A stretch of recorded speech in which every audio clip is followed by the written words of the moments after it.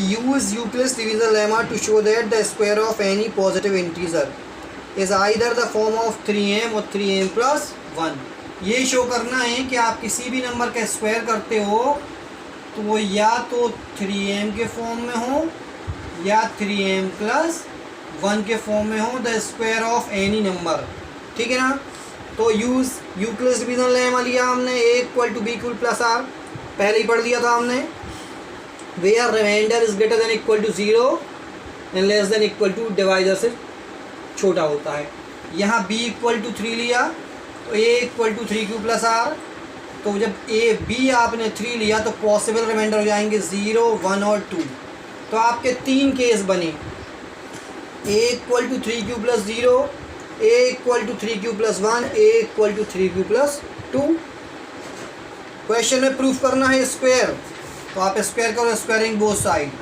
a square 3q का square किया तो 9q स्क्वायर, तो a स्क्वायर इक्वल टू 3, इसको लिख सकते हैं 9q स्क्वायर को 3 इंटू 3q का स्क्वायर।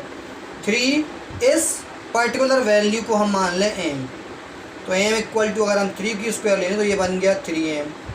अब लिया जाए a equal to 3q plus 1, फिर स्क्वायर किया, a square equal to 3q plus 1 का square, a square equal to a plus b का होल स्क्वायर की आइडेंटिटी लगी, a square plus 2ab plus b square.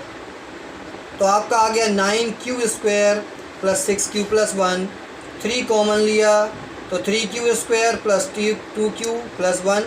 इस पर्टिकुलर वैल्यू को आप m मान लो तो बन गया 3m प्लस 1।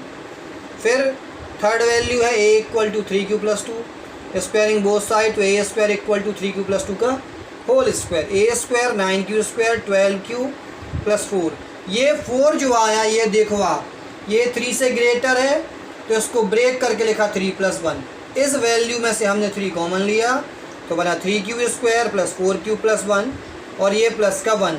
इस वैल्यू को हमने ले लिया m तो बन गया 3m प्लस 1। तो where m equal to 3q square plus 4q plus 1। इस पूरे क्वेश्चन में आप सोच रहे होंगे कि सर ने b इक्वल टू 3 क्यों लिया। एक तो यहाँ 3m दिया था इसलिए लिया, हम इसकी जगह और कोई भी नंबर ले सकते थे, पर जितना बड़ा नंबर आप लोगे तो उसके हिसाब से पॉसिबल रिमाइंडर बढ़ते जाएंगे। पॉसिबल रिमाइंडर बढ़ेंगे तो आपके केस बढ़ते जाएंगे, क्वेश्चन कॉम्प्लिकेटेड हो जाएगा, इसलिए b इक्वल टू 3 लिया। ठीक है। दूसरी चीज़ कि तीनों केस, जितने केस बने उतने के लिए सॉल्व करना है। ठीक है ना।